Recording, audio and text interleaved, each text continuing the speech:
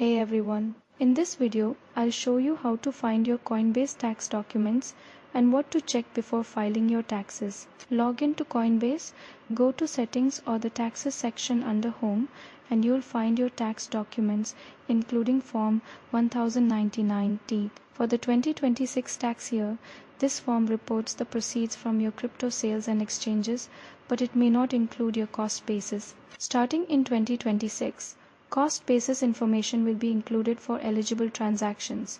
You can download your 1099 DA and view tax forms from previous years.